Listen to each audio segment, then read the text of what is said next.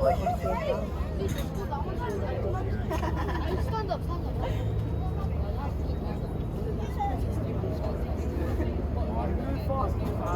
Shut up. See, Mr. Abdi. Mr. Abdi!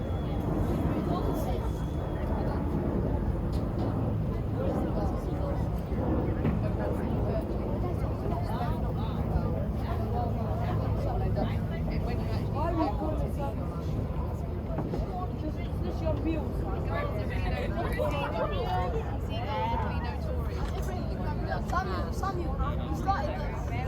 Please don't do it.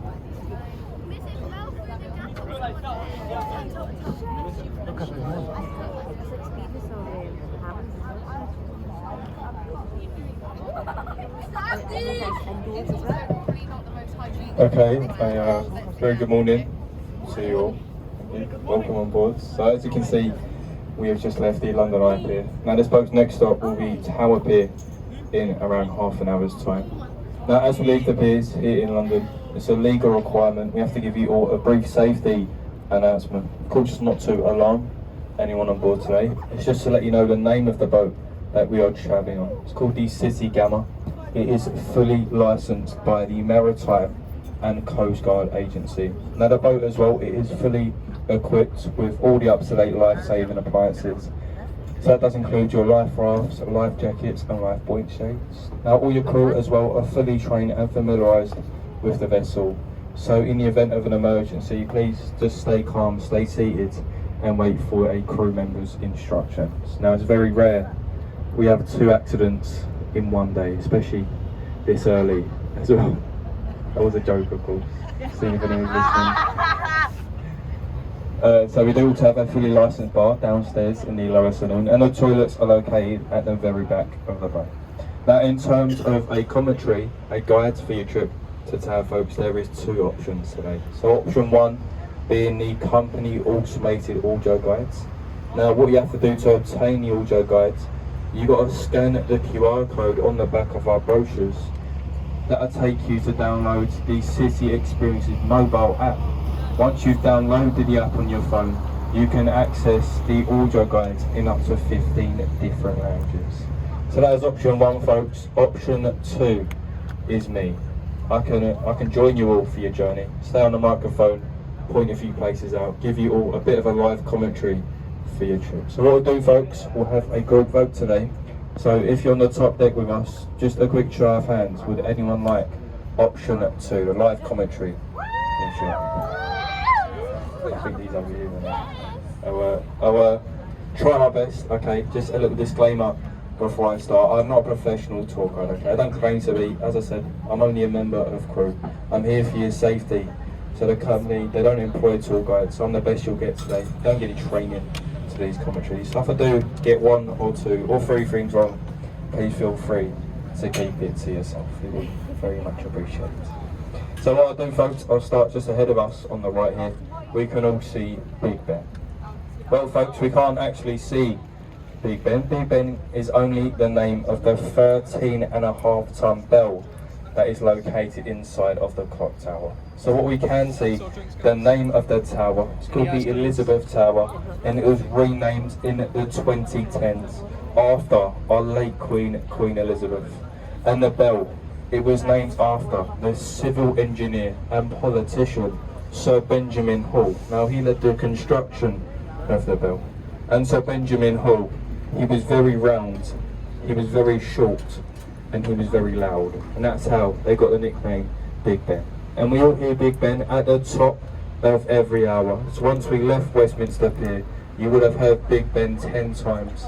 And at the quarterlies of every hour, folks, what you do here is the Westminster chime. So we're shortly going to be turning the boat here. We'll be heading the correct way in a few moments. But to the left of Big Ben, we have the Houses of Parliament, the building we get all the law here in England from. Now it's also the building Guy Fawkes, he tried to burn down, but what he failed to do, 2 drunk German politicians actually succeeded during the 1700s. So there you go, folks, to turn on the boat here, give you all a lovely photo opportunity. Now you can stand up to take your photos.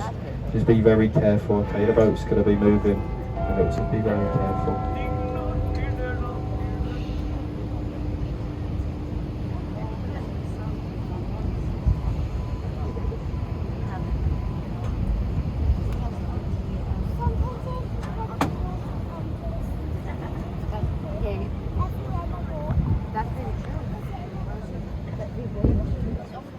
So there you go, hope you all got a lovely photo there. But to our right now, just ahead of us, can all see the London Eye. Now the London Eye, it's the 4th largest observational in the whole world. It's also London's most popular attraction, has the most footfall. It was opened in the year 2000, and that was to celebrate the new millennium. And it was only supposed to be a temporary attraction here in London. It was only supposed to stay for one single year, but due to the amount of profit it was making, it was said to be making around £100,000 per day in the peak summer days. It now permanently resides here. Now the eye is built with 32 capsules. You may notice it's missing one at the moment, but it's built with 32, and that's to resemble the 32 boroughs here in London. Now it takes half an hour to do a full rotation on the eye, and on a clear day at the very top, like today, you'd be able to see up to 25 miles in every single direction. So basically the whole 32 boroughs of London from the very top of the eye. But ahead of us now, on the left there, you can all see the Tattersall Castle. Now it's a floating pub here on the River Thames. The boat it first served ferrying troops on the River Humber, and when it first came over to London, she was actually a floating art gallery. Now she stayed in art gallery for around 2 years, but due to her not making enough profit, they turned it into a pub. Now it made more as a pub in 2 days than it did in 2 years as an art gallery. But ahead of us now, we have the Charing Cross Railway Bridge. This is the only time here in England that will go under and over a railway line at the same time. So the Bakerloo line in the underground system, it runs directly parallel to the railway bridge. And what we like to do on this boat, folks, as we get a bit closer, okay, the captain, he's going to bib his horn, give him a wave on the bridge, folks. Now it's said if you get a wave back, it counts as 5 years good luck. So I'll join you. There you go. Get waving. Hello. There you go. He's in his own road back. There's another bridge on the other side. Hopefully there's a few more people up here.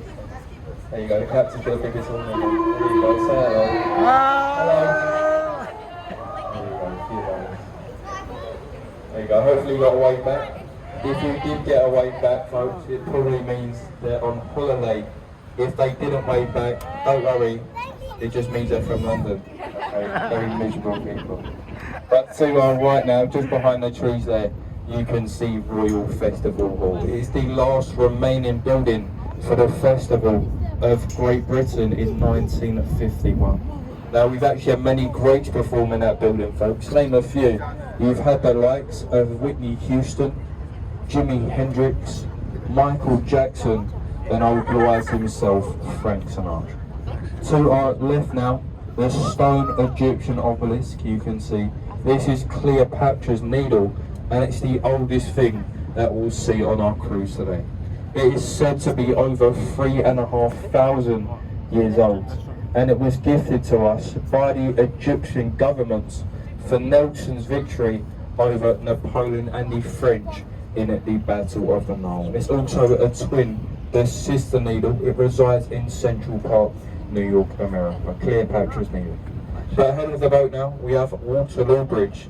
Now this bridge, folks, it has a nickname here in London.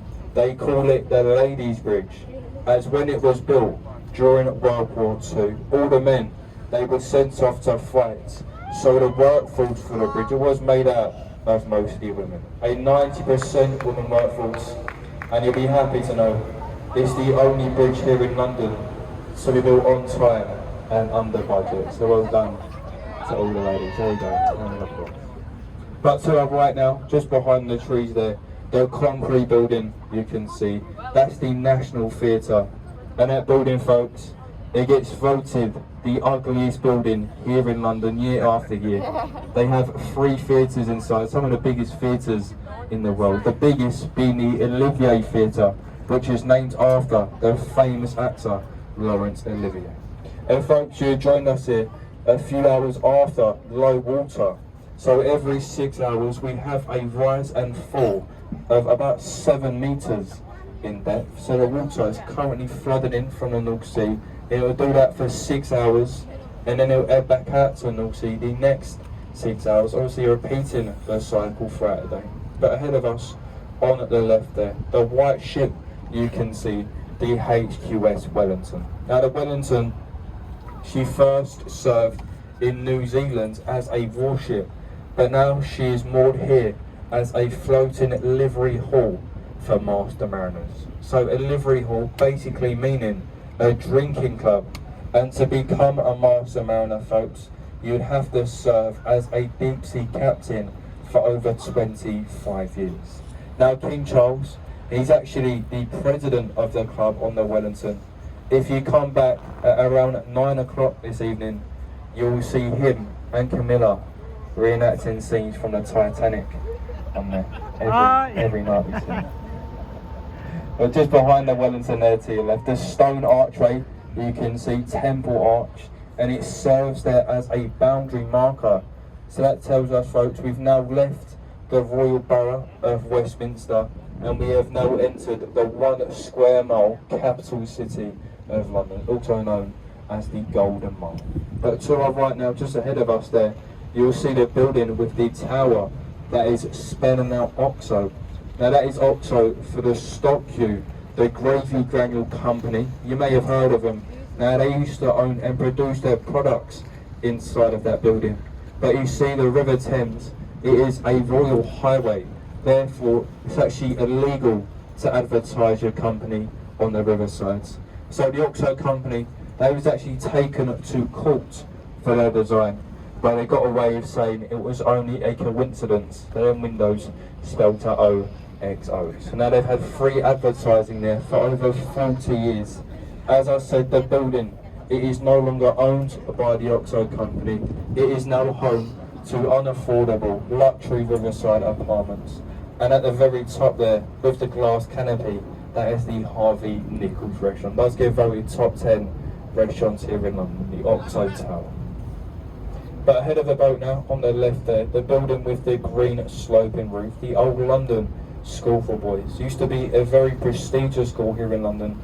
The likes of Winston Churchill, this is where he learned as a child. But the building, it is now owned by the banker J.P. Morgan, so it's now a private bank here in London. But ahead of the boat now, we have the Blackfriars Bridge, the first one that will pass under, the road bridge, and the second, the railway bridge. Now it's also the lowest arching bridges that will go under today. And as we go through, folks, ahead of us on either sides, you will notice the red pillars. Now these red pillars, they used to hold up the first ever railway line that entered London. Now it was designed by Isambard Kingdom Brunel. And as you can see, they're still standing here to this day, because if they was to take them out, both the road and the railway bridge would be at risk of falling down. So that's why they're still here to this day. So we're now going under Blackfriars Railway Bridge, and as we reach the other side, if you look ahead of you to your right there, you'll see the building with the tall chimney, the old Bankside Power Station. So now it has been renovated into an art gallery, Tate Modern. It's actually one of the most visited art galleries in the whole world. Now if you are a fan of modern art, folks, you'll be happy to know it's actually free to enter. Go in there free of charge, see some modern art for yourself. If you're not a fan of modern art, if you go in there, you'll quickly realise why it is free to enter. On to our left now, the tall dome here you can see. This is considered Sir Christopher Wren's masterpiece, St Paul's Cathedral. Now Sir Christopher Wren, the architect, he's actually buried in the crypt under the cathedral. It stands at 365 feet tall, which makes it the second largest unsupported cathedral dome in Europe. Now there is actually a viewing platform at the very top. I can see a few people up there now. But to get up there, folks, you must know there is no elevators and there is no escalators. Therefore, you'd have to climb 528 steps to reach the very top. So a lot of steps to go up there, St. Paul's Cathedral. Ahead of the boat now, we have the Millennium Footbridge. This bridge also has a nickname here in London. They call it the Wibbly Wobbly Bridge. And how we got the nickname, when it was opened in the year 2000, thousands of people, they was lining up to walk across. And as they did, it started swaying from side to side uncontrollably. People were falling over. Therefore, the police, they actually